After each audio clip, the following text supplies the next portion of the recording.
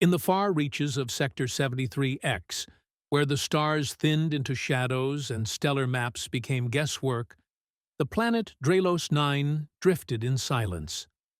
Its surface was an endless sheet of black ice, unbroken save for the occasional jagged mountain range of frozen carbon rock.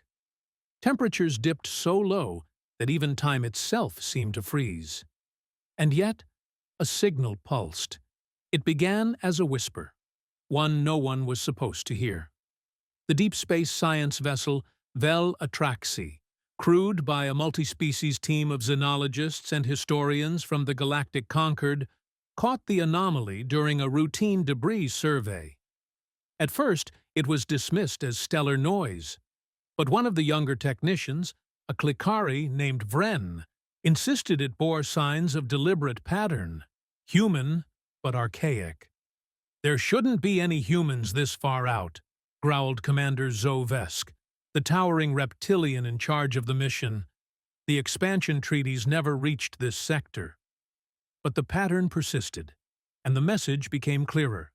A long-dead SOS beacon encoded in obsolete Earth Standard binary. It repeated a single phrase, "Project Erebus, stand by for extraction." Extraction from where? It didn't make sense. Earth had never claimed Dralos 9. In fact, it had been officially logged as lifeless and geologically unstable during early galactic cartography efforts. Yet here was a signal, clear and chilling. Curiosity turned to necessity. A landing party was formed. The descent through Dralos 9's upper atmosphere was violent. Ice storms lashed the shuttle, and magnetic interference scrambled instruments. But Vren and her team pressed forward. The signal had coordinates, and it drew them like gravity itself. The crash site wasn't natural. Half submerged in the glacier sat a structure, a metallic dome, ancient but intact, rimed with frost and partially encased in ice. Alien in origin to most, but not to one aboard the shuttle. Dr. Helena Grant, a human exohistorian nearing the end of her Concord service, recognized it instantly. The hull bore faint sigils, Terran, pre-Federation era. "Impossible," she whispered. This is Earth technology, from the first wave." Zovesk raised a ridged brow. "The first wave is myth." "No," Helena said, stepping forward. "It was buried, forgotten, but it was real." Inside the structure, the airlock hissed open after an emergency bypass. The air within was thin but breathable. Dim emergency lights flickered to life, casting red glows over a long-abandoned control room. Frost-covered terminals blinked weakly, and across the walls, faded banners still hung, bearing the old Earth symbol, a stylized blue and green planet wrapped in laurel. Vren trembled. "This place. It's a tomb." Helena moved to the main console and powered it with an external battery. The system booted slowly, sluggish from centuries of ice-bound sleep. One by one, cryo-chambers lit up on the control board. "Life signs detected," Helena said, her voice distant. 15. No, 24. All human." Commander Zovesk stepped back. "Are they alive?" "Technically, yes, in deep cryostasis. But their genetic profiles, these aren't standard Terran builds. They've changed, adapted." Vren leaned closer, his eyes wide. "Adapted to what?" The console blinked a final confirmation. Auto-wake sequence initiated. The chamber groaned. Somewhere deep beneath their feet, ancient machines stirred. Gas hissed through pipes long dormant. Lights clicked on down the hallway. Footsteps echoed. Zovesk bared his fangs. "Turn it off." "I can't," Helena said. "It's locked in." The first cryopod cracked open with a hydraulic scream. Steam poured into the room. From within stepped a figure, tall, human in form, but with pale, almost translucent skin, eyes reflective like polished steel, and a body shaped not by nature, but by necessity. He looked around, then locked eyes with Helena. "You're not from Earth," he said, voice calm and dangerous. "Who woke us?" The signal had not been a cry for help. For a moment, there was only silence. Then the cryo chambers began to breathe. With a sharp hiss, the first capsule exhaled frost into the stale, ancient air. Tubes retracted. Ice fractured. Sarana Kell's visor fogged slightly as she stepped forward, heart pounding in her chest. Her team stood behind her, motionless, awestruck, and suddenly, deeply uncertain. Inside the chamber, a man stirred. He was tall, his frame sculpted by a forgotten age of engineered perfection. Muscles rippled beneath translucent cryo skin. A scar cut across his cheek like a memory that refused to fade. But it was his eyes, amber and unnatural, that locked Sarana in place. They weren't the eyes of someone just waking from 600 years of sleep. They were alert, measured. "Subject, Whoa-1, vitals stabilizing," chirped her suit's AI. He sat up slowly, eyes scanning the room with tactical precision. Then, in a voice too calm for the moment, he asked, "Status?" The chamber's ancient systems responded automatically. Colony integrity, compromised. External environment, unstable. Unknown life forms detected. The man turned his head, finally noticing Sarana and her team. "Identify yourselves." Sarana took a cautious step forward, her voice steady but respectful. "I'm Sarana Kell, xenoarchaeologist, Obalith Council. We discovered your distress beacon embedded in the glacier above this station. You've been in stasis for 6 centuries. A long pause. Then, "Where is Earth?" She hesitated. "Abandoned, disconnected. The Terran hegemony fractured centuries ago. Your kind, your civilization, it vanished. Others were awakening now, dozens, men and women, each emerging with the same unflinching poise. No panic, no weakness. They moved with discipline, like a unit. One of them, a woman with stark white hair and a half-metal jaw, approached the man. "Commander, confirmation of long-term isolation. Memory coherence at 89%. Shall we proceed with Protocol Omega Red?" The man didn't blink. "Affirmative. Initiate." Sarana's translator sputtered. "Protocol Omega?" Within minutes, the facility shifted. Hidden armories opened. Long-dormant systems flared back to life. Tactical drones emerged from walls like sleeping insects, blinking to full awareness. A Revon guard beside Sarana muttered, "This isn't a colony. This is a bunker." They weren't survivors. They were soldiers. Ancient, forgotten, yet perfectly preserved. And now, fully awake. By nightfall, the humans had reclaimed the station. Their commander, name still unspoken, reconfigured internal systems, cutting off the expedition's communications. Sarana's ship, once parked innocently near the ridge, had been remotely disabled. Trapped. Still, she demanded answers. "You're holding us here," she said. "Why?" The commander faced her, his voice firm but not cruel. "Because we remember what comes after discovery. We were left behind by our creators, buried by politicians, forgotten by time. We were humanity's contingency." "For what?" His eyes glowed faintly in the flickering light. "For its extinction." He turned to a glowing map of the stars, where red markers pulsed like warnings. Council systems, galactic hubs, border defenses. "You woke us up. Now the galaxy will remember us."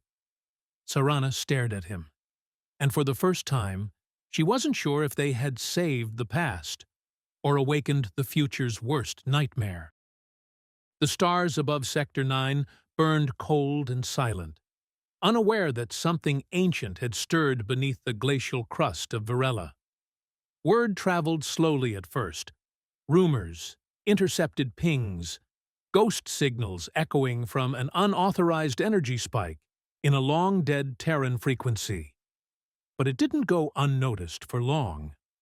By the third rotation, a Council Dreadwatch cruiser broke into Virella's orbit. Serana watched it descend from the command balcony, her expression tight, unreadable. She hadn't spoken to the commander in 2 days, not since he revealed his intentions. Humanity was not merely awakening. It was preparing. "You didn't answer their hails," she said without turning. The commander stood behind her, armored now, not with ceremonial gear, but a reinforced exosuit that whispered of forgotten wars and extinct tactics. He spoke without malice, but with quiet conviction. "They asked the wrong questions." "And what question should they have asked?" He stepped forward, gaze on the cruiser's slow descent. "They should have asked if we remembered who abandoned us." Below, the hangar bay roared to life. The Revon delegation prepared for contact. Diplomats, linguists, 2 fully armed bodyguards. Serana knew them, bureaucrats with clean boots and false smiles. The negotiations began inside the cryo station's lower chamber, still half-frozen and dimly lit. The Revan led with diplomatic protocols, accusations of interference, demands for surrender. The commander listened, patient, polite. Then he laid an ancient, rust-stained blade on the table, a relic older than most star systems in their charts. "I am not here to rejoin your federation," he said. "I am here to decide if your galaxy is worth saving." The room chilled. "You presume war?" one Revon envoy snapped. "I presume memory," he replied. 600 years ago, you watched Earth burn. You filed your reports. You held your votes. And then you left us here to die. Alone." Serana spoke then, breaking her silence. "They aren't the ones who did it." "No," the commander said softly, "but they benefit from those who did." Outside the chamber, more of his people, the Forgotten, as they called themselves, had taken to training, relearning, strategizing. They weren't charging into a blind crusade. They were preparing for calculated contact, reclamation, redemption, or vengeance. That night, Serana walked the frost-lit corridors alone, her breath fogging the air. She'd come here searching for a whisper from humanity's past. Instead, she'd awoken its buried rage. She found the commander alone in the war room, studying a galaxy map patched together from updated probes. "You plan to fight them all?" "No," he said. "Only those who forgot we once bled for them." A silence stretched between them. "You could be their ally," she said quietly. "I could," he agreed. "But only if they remember that we are not relics. We are warnings." Then, with slow finality, he turned and activated the station's long-range beacon. A new signal pulsed into the void. A voice encoded with Terran DNA, calling out to something even older than the Council. Something that never forgot what humanity once was. The message had gone out. Encoded in ancient Terran data packets, it bounced off silent satellites and buried comms arrays that had once whispered across galaxies. What humanity had lost in territory, it made up for in memory. And in ghosts that never stopped listening. And something, answered. The stars over Virella dimmed. No explosion, no armada, just a shadow. It arrived without engines or propulsion. A monolithic structure shaped like a jagged shard of obsidian phased into orbit silently, disrupting gravitational balance as if daring the laws of physics to argue. The Revon dread cruiser went to alert status instantly, but before their weapons could calibrate, every system on board shut down. Not fried, not hacked, simply unresponsive.